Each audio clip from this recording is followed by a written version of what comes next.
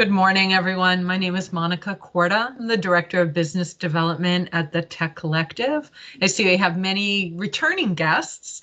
There's one name that I'm not familiar with, but if anyone doesn't know, we are the IT Industry Association for the state of Rhode Island, and we run programs like this as well as trainings and technology for you. Doug is a repeat presenter. We're thrilled to have Doug Gerth this morning of Wolf & Company here to talk about payment card industry.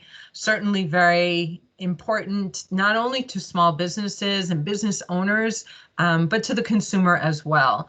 So Doug has a presentation that will probably give you a good amount of food for thought. And for those of you who are on the call a little bit earlier, you heard Criosa saying, like, after the prep, she definitely started looking into this, and there's a lot of information that we should be aware of. I will ask if you have questions, if you want to post them in the chat on the side, we'll have Doug answer them. And then near the end of the presentation, I will post just a one question survey question. If you would kindly answer that, that would be very helpful to us. So I'd like to thank Vertikal6 and Jana for helping us pull this all together. And I'm going to give control back to Doug so that he can make you really think about the things that you felt secure about. Thank you. Thanks, Monica, and thanks to Tech Collective and Vertikal6 for, having Wolf & Company present. As Monica said, I'm Doug Gerth. I'm a senior manager at Wolf & Company, but I've been in the security space since about 1996, so I'm dating myself there. It's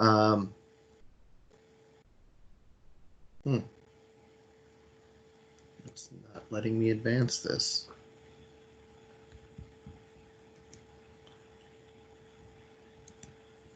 Sat too long. There we go. So just a brief overview of just Wolf & Company, so you know that we're a legit company and not fly by night. We were founded in 1911.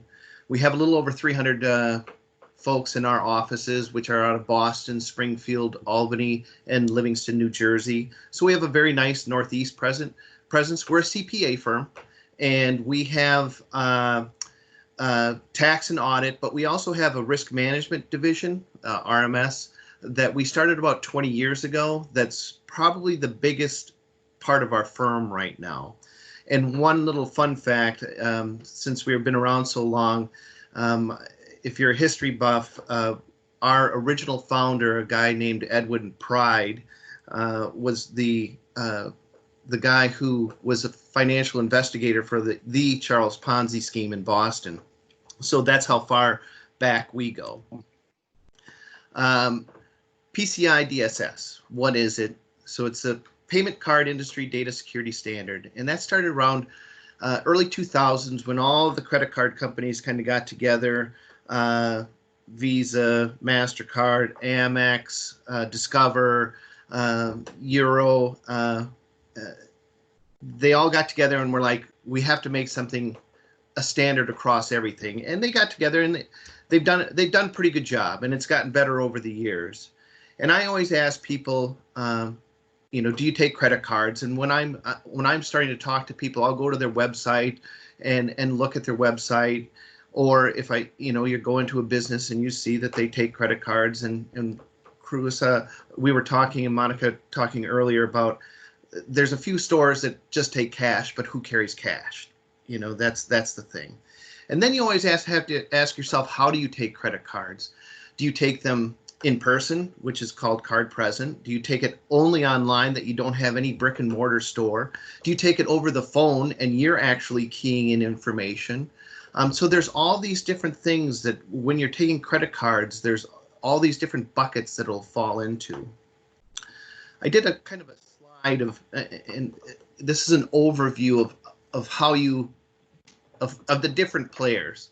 So there's a card holder, which is you and I. We go into a store with a credit card. They have a point of sale machine, a POS, and we buy something from the merchant. Then you see this whole thing in it, and there's a lot of things going on here with all these arrows. And this takes, you know, when you are sitting at a terminal and it takes a minute, that's a long time. This should take milliseconds, and this is going from the merchant to the acquirer, which is the bank, which is then to the issuer, which is those credit card companies that I named off.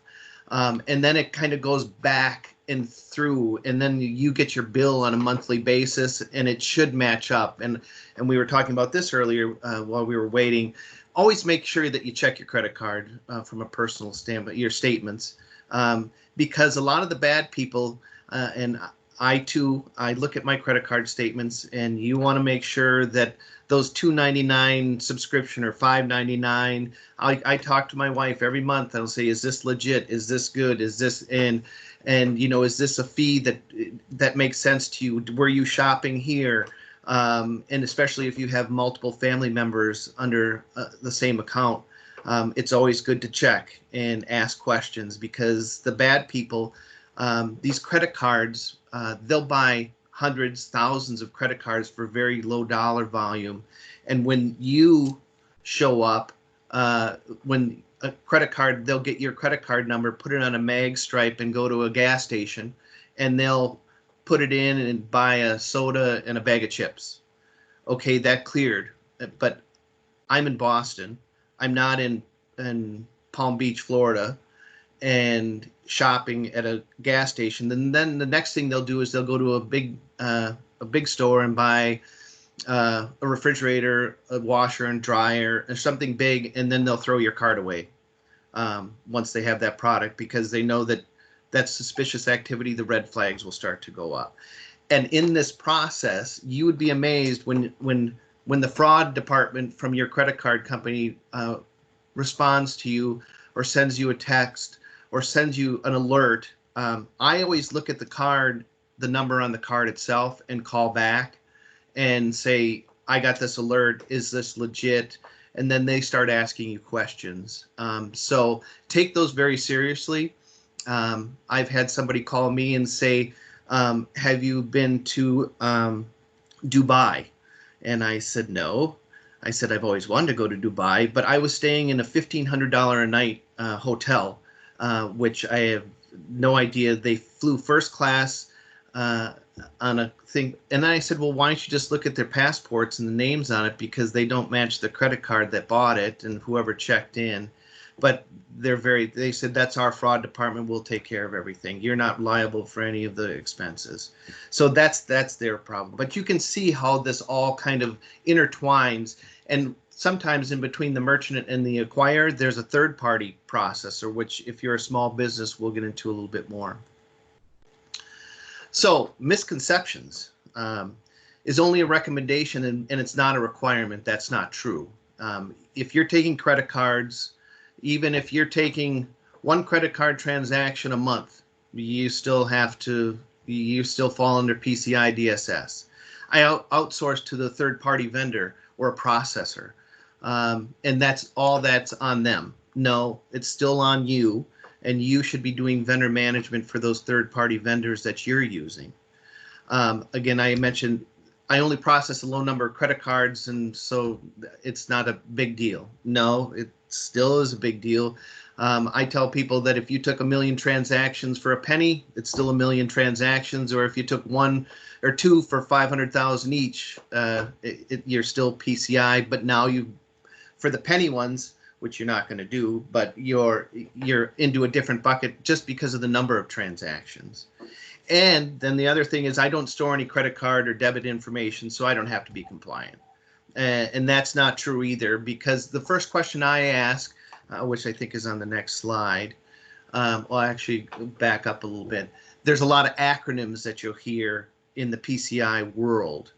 And if you have any questions, and Monica, please interject. If someone throws something up in a chat, I'd be more than happy to answer. But Shall do. Okay, thank you. One acronym that I didn't put on here is a QSA, which is a Qualified Security Assessor, and that's what WOLF is. And we do PCI gap assessments. We do ROCs, the report on compliance down near the bottom, and we get into helping people identify, what level they are at and if they're secure. The CVV, when people ask you, is the card verification value, and that's usually the 3 numbers on the back of a MasterCard or Visa, or 4 numbers on the front of an Amex to validate. The CDE that you'll hear is cardholder data environment. Most small merchants and your Target and big companies like that, they have a CDE. They're doing the processing. They have everything down to a science, and it's a very complex. And when a QSA, the Qualified Security Assessor, comes in to start to look at things, they look at what's in scope. What does that credit card information touch? A self-assessment questionnaire, this one will apply to most, if not all of you. And there's all different levels depending on if you take credit cards, how are you taking the credit cards? Are you taking them online only? That's an SAQA, and it's very simple. It's a couple pages long, and it's very self-aware. The SAQD, if you're starting to take things in person and in multiple different ways on the phone, where people are keying things in person, online, then you might be an SAQD, which is a little bit more complex, but still you have to go through those questions. Bigger companies, your Targets, your Walmarts, big companies will do this report on compliance. They're doing a lot of transactions, and each issuer, MasterCard, Visa, Discover, Amex, have different thresholds, but you will get this report on compliance. This report on compliance is where that QSA comes in, and they look at you, and they're looking under the covers, and they don't believe anything. It's like they're from Missouri, and you have to show me everything. And if you fail one thing on it, you don't get your report, your ROC, and you have to fix it. With an AOC, an attestation of compliance, that's what you get, and you're signed. When you're going through your vendor management process for your third-party processor, your third-party processor or whoever, they should be able to give you that AOC to show that they're compliant. They might not give you, you can ask for the report on compliance, but that gives a lot of information, and usually they won't give that to you. An AWS or something that's doing a lot of other companies, they're very forthcoming with information, and they might give that to you.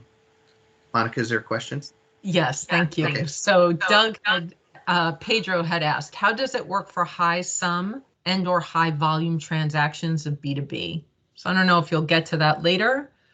It's the same thing. If you're doing they look at it as a transaction, and it can be large, dollar volume and large quantities, transactions. So it's kind of an equation, and they have a chart of X amount of you have to be at this level. That's when you start talking a level 1 merchant, level 2 merchant, level 3 merchant, level 4 merchant. That I didn't get into on this, but there are different levels based on the number of transactions you do. Thanks. Pedro, I hope that answered your question. Yeah. And then I always ask people, do you do any of the following? Do you transmit, process, store any credit card data on your network? And hopefully the answer is no, and for good reason, because you don't want to have any of that. If you're using a third-party processor, they're taking that. Once you put it in the point of sale device, it's all being redirected to their network.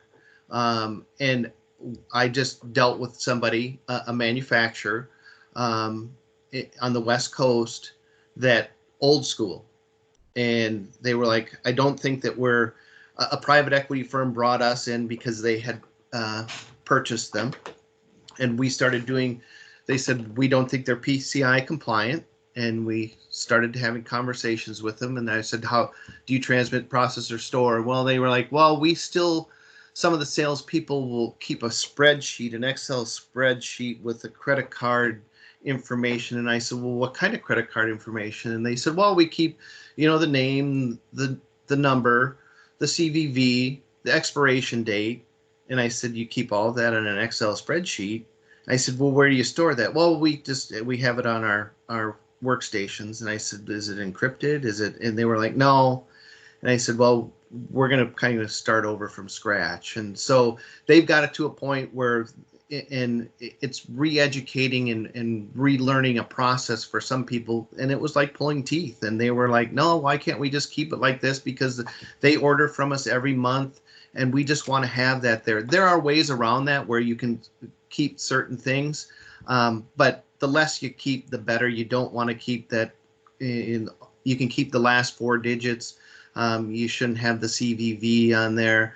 The expiration date, I like less is more. There are some limitations of what you can store, but like when you say, oh, I've got this, then the third-party processor will know that, oh, it ends in 2004.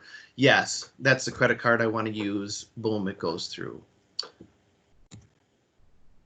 So then when I was talking to you about that third party for transactions, Warren Buffett said it takes 20 years to build reputation, and it can take, minutes for it to be destroyed. And that's usually the case. With that chart that I gave you earlier, the issuer and the acquirer, I used to work for a company that did forensic investigations, and it's very unbelievable how they can pinpoint the point of commonality if there's a breach.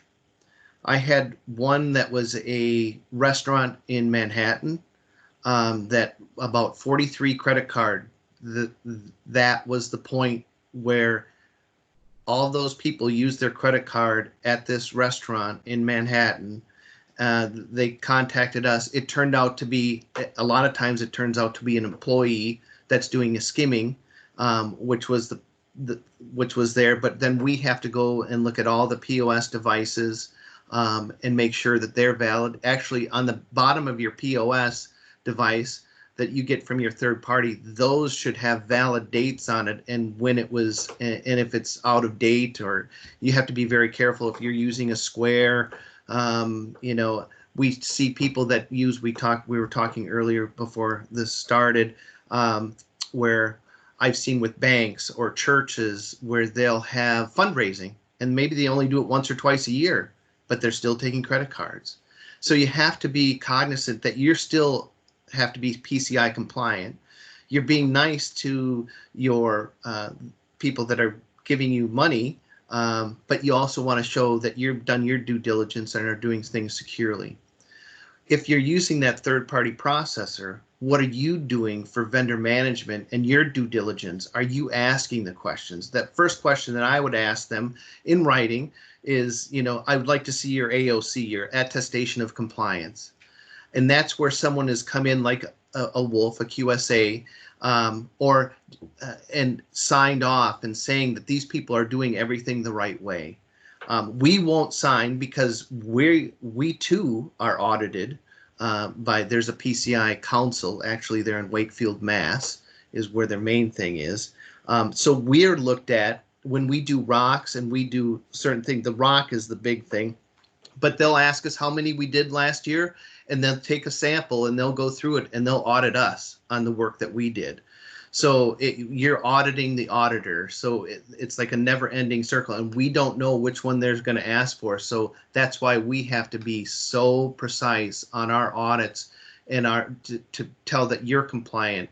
I've also had people that sit on a network, and one I can give you, for instance, one was measuring power current, and they had nothing to do with credit cards. However, they sat on the same network that the PCI, the credit card information was flowing.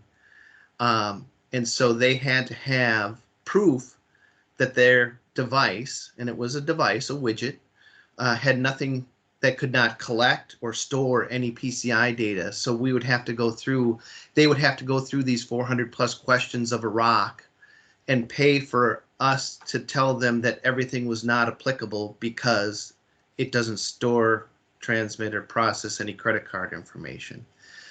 The second year we did it for him, the guy that I was talking with in their operations department said, if I would have known that having a PCI compliant stamp on our product would help our business, which it did over the previous year, he said I would have done it 5 years ago.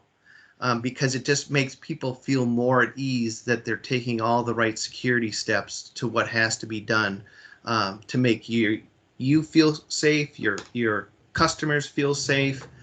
So there's all these different things. Again, ask for that AOC. Those people will be able to give you it. It's a signed piece of paper. And if they don't, then that would raise a question of what are you doing to be PCI compliant?